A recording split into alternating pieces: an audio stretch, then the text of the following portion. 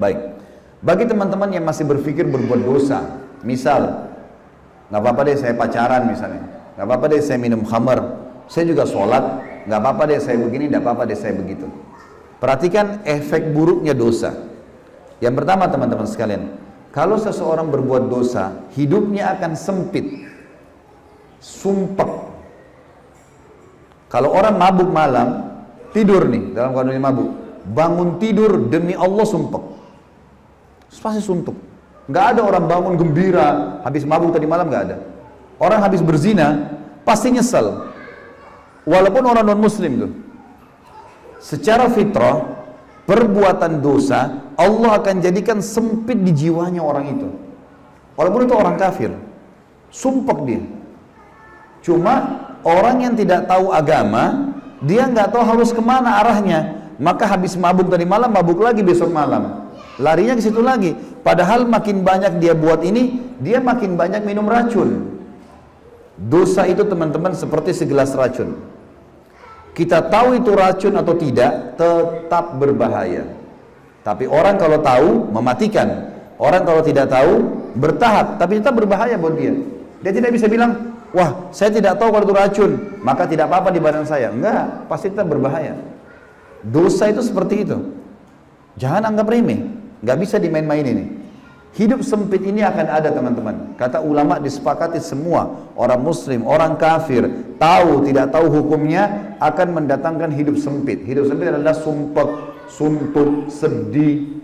Tiba-tiba kita merasa sedih sendirian, nggak tahu harus buat apa. Orang-orang yang tidak punya iman, larinya bunuh diri, larinya minum racun, ya, dan seterusnya. Allah berfirman dalam surah Toha, ini efek pertama, efek buruk dari dosa adalah hidup sempit, sumpek, suntuk, sedih, gangguan yang terjadi dengan kerabat, pendamping, ya.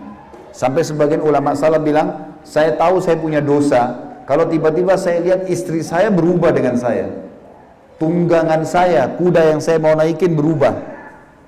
Kita mau jalan, mobil kita tiba-tiba kempes bannya. Ada apa nih? Muhasabah coba. Tiba-tiba ini, tiba-tiba itu. Karena orang kalau tidak ada dosanya, itu mulus semua, lancar semua itu. Karena Allah janjikan orang yang bertakwa akan diberikan jalan keluar dalam hidupnya. Berarti orang lawannya yang berdosa, sempit jalannya, susah. Allah berfirman dalam surah Toha, surah nomor 20 ayat 124. Teman-teman yang pegang Quran dibuka ya. A'udzubillahi minasyaitonirrajim.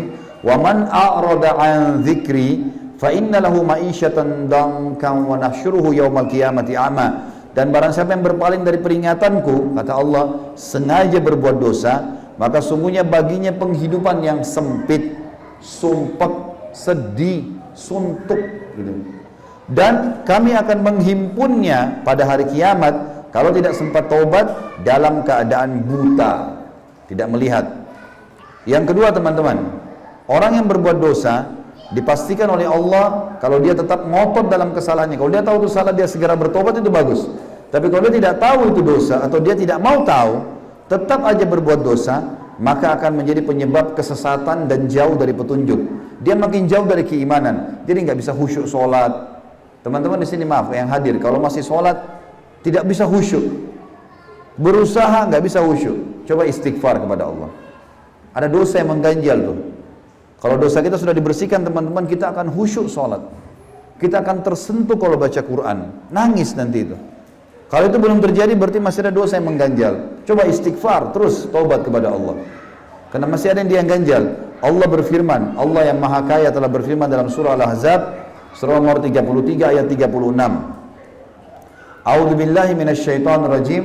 Wa ma kana lil mu'minin wala mu'minatin idza qada Allahu wa rasuluhu amran an yakuna lahumul khiyaratu min amrihim wa may ya'sillaha wa rasulahu faqad dhalla dhalalan mubina.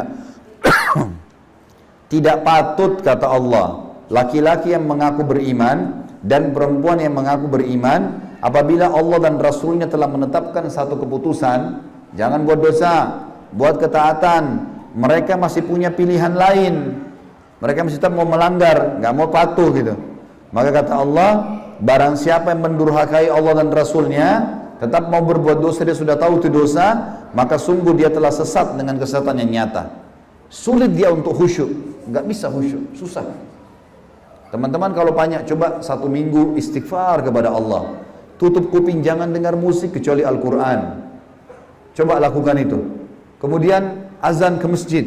Coba tiap hari baca Al-Quran. Apalagi Ramadan akan datang, maksimalkan coba dengan itu. Coba jaga diri dari dosa. Perhatikan perasaan dan iman kita seminggu itu dengan seminggu yang lalu. Jauh sekali. Apalagi sebulan, apalagi setahun. Makin sering kita kentalkan hubungan kita dengan Allah, maka makin kental sekali perasaan itu. Besok teman-teman saya sarankan hadir. Acara kita besok indahnya menjalin hubungan dengan Sang Pencipta. Saya akan banyak sebutkan kisah orang-orang soleh. Bagaimana mereka pada saat sudah sampai pada tingkat kehusyuan itu. Nyaman hidupnya. Di mana-mana dia akan selalu nyaman. Tentram. Mudah untuk tersentuh, mudah untuk bersyukur dan seterusnya. Yang ketiga teman-teman sekalian, efek daripada dosa. Selain tadi yang kedua sesat. Akan Allah dampingkan padanya syaitan. Jadi orang ini nanti akan ada syaitan di sebelahnya yang selalu menemani dia. Allah jadikan itu sengaja. Karena orang ini suka berbuat dosa. Jadi kalau ada orang dari diskotik ke diskotik, dari mabuk ke mabuk, dari zina ke zina, gonta-ganti itu aja program hidupnya, Allah akan dampingkan dia dengan syaitan. Syaitan itu jadi temannya terus. Jadi makin sesat dia, makin jauh. Kecuali dia sendiri segera taubat, berhenti, baru Allah cabut. Allah berfirman dalam surah Az-Zukhruf, surah nomor 43 ayat 36. A'udzu billahi minasyaitonir rajim. Wa may ya'shu an dzikrir rahmani nuqayyid lahu syaitanan fahuwa lahu qarin. Barang siapa yang berpaling dari pengajaran Tuhan yang Maha Pemurah, Al-Quran, maksudnya berbuat dosa, kata ulama tafsir, kami akan adakan baginya syaitan yang menyesatkannya. Maka syaitan itu selalu menjadi teman dan menyertainya. Jadi sudah banyak efeknya ya, sudah 3. Sumpah ada, sesat iya, tidak bisa khusyuk, kemudian juga syaitan mendampinginya. Yang keempat, terancam masuk neraka. Meninggal, tidak sempat taubat, masuk neraka, bahaya. Allah berfirman dalam surah An-Nisa, Allah yang maha keras siksaannya berfirman, surah An-Nisa, surah nomor 4 ayat 14. A'udzu billahi minasyaitonir rajim. Wa may ya'sillaha wa rasulahu wa yata'adda hududahu yudkhilhu naran khalidan fiha wa lahu 'adzabun muhin. Dan barang siapa yang mendurhakai Allah dan Rasulnya dan melanggar ketentuan-ketentuannya, niscaya Allah memasukkannya ke dalam api neraka, sedangkan ia akan kekal di dalamnya dan baginya siksa yang menghinakan. Juga teman-teman dalam surah Jin, surah nomor 72 ayat 23 Allah berfirman, A'udzu billahi minasyaitonir rajim, illa balagan minallahi wa risalati wa may ya'sillaha wa rasulahu fa inna lahu nara jahannam khalidina fiha abada. Akan tetapi siapapun yang menyampaikan peringatan dari Allah dan risalahnya, kata Nabi SAW, Allah suruh Nabi berkata, akan tapi aku hanya menyampaikan peringatan dari Allah dan risalahnya, dan barang siapa yang mendurhakai Allah dan Rasulnya, tetap buat dosa dari dosa ke dosa, sesungguhnya dia akan baginya neraka jahanam, dan dia bisa kekal selama-lamanya di dalam situ. Dari dosa teman-teman sekalian itu, Allah sudah buat begini, semua dosa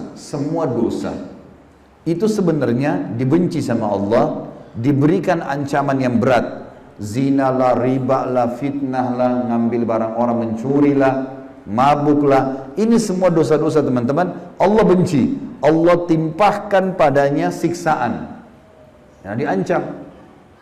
Dan dibuat juga oleh Allah, manusia tidak suka. Kalau ada orang hidup di tengah-tengah kita suka durhaka sama orang tuanya, bantah-bantah ibu sama ayahnya, suka fitnah, suka ghibah, suka mencuri, suka berzina, suka ganggu istri orang, suami orang, ini semua dibenci oleh manusia. Secara alami, Allah benci, hukumannya berat, dan juga dibenci oleh manusia.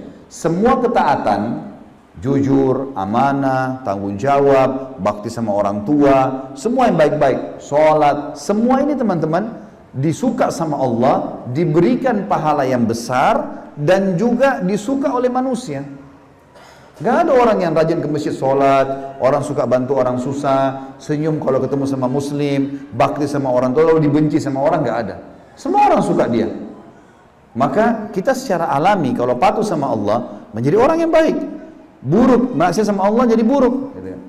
Harus difahamin poin ini teman-teman.